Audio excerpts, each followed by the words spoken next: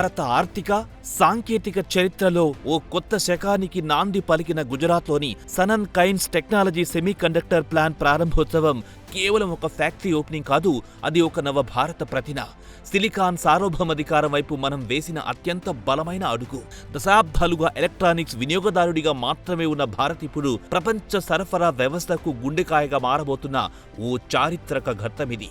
ఇది ఒక్క రోజులో జరిగిన అద్భుతం కాదు. దీని వెనుక ప్రపంచ భౌగోళిక రాజకీయాల చదరంగం ఉంది. భారత్ గడ్డపై తయారయ్యే ప్రతి చిప్ రేపటి ప్రపంచ గమనాన్ని శాసించబోతోంది.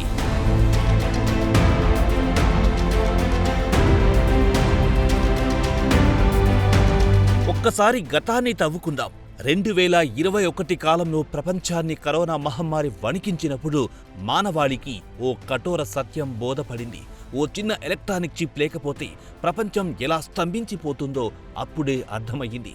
ఆటోమొబైల్ రంగం కుప్పకూలింది. స్మార్ట్ఫోన్ల తయారీ ఆగిపోయింది. వైద్య పరికరాలు సైతం పనిచెయ్యని దుస్థితి ఏర్పడింది. గోరు కంటే చిన్నగా ఉండే ఓ సెమీకండక్టర్ చిప్పు ఈ ఆధునిక ప్రపంచానికి ప్రాణవాయువు అని తేలిపోయింది. చమురు కోసం జరిగిన యుద్ధాలు పాతవి. రేపటి ప్రపంచం నడిచేది చిప్స్ మీదనే. ఆ చిప్ సరఫరా ఆగిపోతే దేశాల ఆర్థిక వ్యవస్థలు ఐసీయూలోకి వెళ్ళక తప్పవన్న నిజాన్ని ప్రపంచం గుర్తించింది.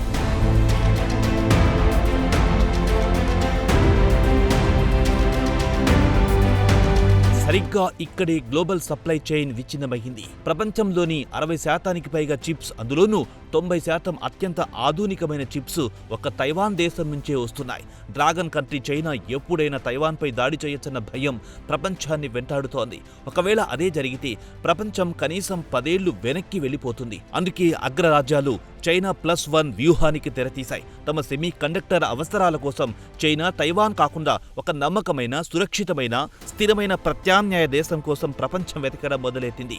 ఆ శోధన భారతదేశం దగ్గర ఆగింది. ప్రజాస్వామ్యం, సాంకేతికత కలిసిన చోటే భవిష్యత్తు ఉంటుందని ప్రపంచం నమ్మింది.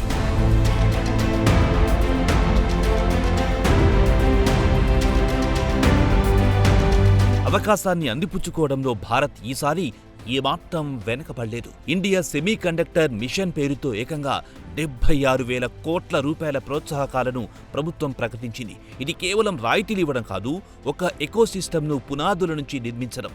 దశాబ్దాలుగా ఎదురు చూస్తున్న మైక్రాన్, టాటా ఎలక్ట్రానిక్స్తో పాటు ఇప్పుడు కైన్స్ టెక్నాలజీ వంటి దిగ్గజాలు భారత్లో వేలాది కోట్ల పెట్టుబడులు పెట్టాయి.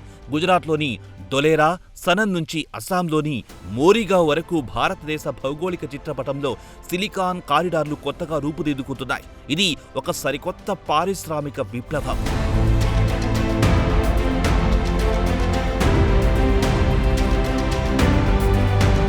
మనం ఇన్నాళ్లు గర్వంగా చెప్పుకున్నది మన సాఫ్ట్వేర్ ఇంజనీర్ల గురించి. ప్రపంచంలో డిజైన్ అవుతున్న ప్రతి 5 చిప్సుల్లో ఒక దాని వెనుక భారతీయ ఇంజనీర్ల మెదడుంది. కానీ ఆ చిప్ పై మనం మేక్ ఇన్ ఇండియా ముద్ర లేదు. ఇప్పుడు ఆ తప్పును సరిదిద్దుతున్నాం. గ్లోబల్ సప్లై చైన్లో మనం కేవలం డిజైనర్ల స్థాయి నుంచి తయారీదారుల స్థాయికి ఎదుగుతున్నాం.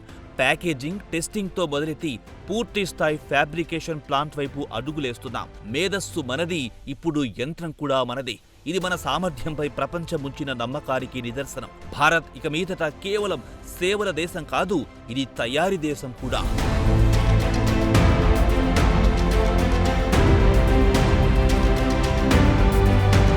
ఈ పరిణామాలు కేవలం వ్యాపారానికి, వాణిజ్యానికి మాత్రమే పరిమితమైనది కాదు.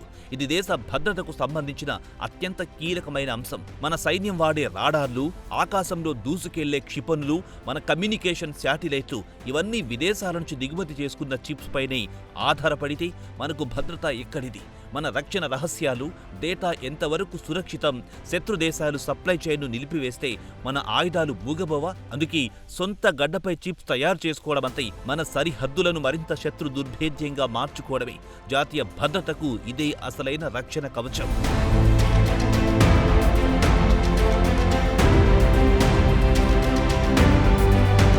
అయితే ఇదంతా పూలపాన్పు కాదు. మనం వాస్తవాలను కూడా నిర్మోహమాటంగా మాట్లాడుకోవాలి. సెమీ కండక్టర్ తయారీ అనేది మానవ చరిత్రలోని అత్యంత సంక్లిష్టమైన ఇంజనీరింగ్ ప్రక్రియ. ఒక చిన్న చిప్ తయారు కావడానికి నెలల సమయం పడుతుంది. మిల్లీ సెకండ్ కూడా అంతరాయం లేని కరెంటు, లక్షలాది లీటర్ల అత్యంత స్వచ్ఛమైన నీరు కావాలి. కంటికి కనిపించని చిన్న ధూళికణం కూడా లేని వాతావరణం ఉండాలి.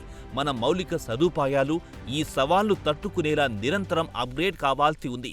ఏ చిన్న పొరపాటు జరిగినా వేలాది కోట్ల నష్టం తప్పదు.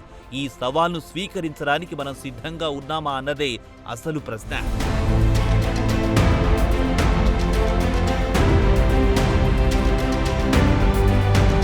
పోటీ కూడా మామూలుగా లేదు. వియత్నాం, మలేషియా, థాయిలాండ్ వంటి దేశాలు ఇప్పటికే ఈ సప్లై చైన్లో తమ వాటాను పదిలం చేసుకున్నాయి.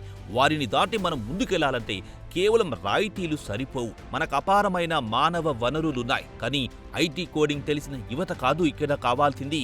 Precision engineering, chemical processing, material సైన్స్లో పట్టున్న అత్యుత్తమ నిపుణులు కావాలి. మన యూనివర్సిటీల సిలబస్ మారాలి. ఇండస్ట్రీకి తగ్గట్లుగా నైపుణ్యాల ఫ్యాక్టరీ కూడా ఈ దేశంలో యుద్ధ ప్రాతిపదికన ప్రారంభం కావాలి. అప్పుడే మనం ప్రపంచంతో పోటీ పడగలం.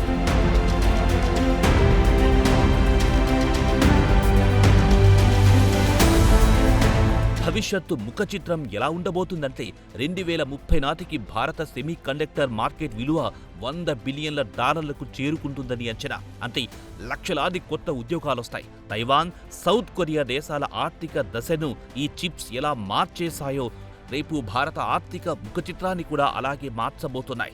మనం దిగుమతి చేసుకునే ఎలక్ట్రానిక్స్ బిల్లులు సగానికి పడిపోతాయి. మన దేశం నుంచి స్మార్ట్ ఫోన్లు, ల్యాప్టాప్లు, ఎలక్ట్రానిక్ కార్లు ప్రపంచ దేశాలకు ఎగుమతయ్యే వేగం 10 పెరుగుతుంది. ఇది కేవలం ఆర్థిక వృద్ధి కాదు, ఇది ఒక దేశపు ఆత్మవిశ్వాసం.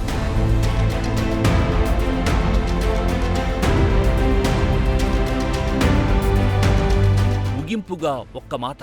గుజరాత్లో పురుడు పోసుకున్న ప్లాంట్ కేవలం ఒక కట్టడం కాదు, అది భవిష్యత్తుకు వేసిన పునాది రాయి. ప్రపంచమంతా ఆర్టిఫిషియల్ ఇంటెలిజెన్స్ వైపు పరుగులు తీస్తున్న ఈ యుగంలో ఆ సాంకేతికతకు అవసరమైన హార్డ్వేర్ను సృష్టించే శక్తిగా భారత్ అవతరిస్తోంది. గ్లోబల్ సప్లై చైన్లో ఇక మీదట భారత్ ప్రేక్షక పాత్ర పోషించదు, ఆటను శాసించే గేమ్ చేంజర్గా మారుతుంది.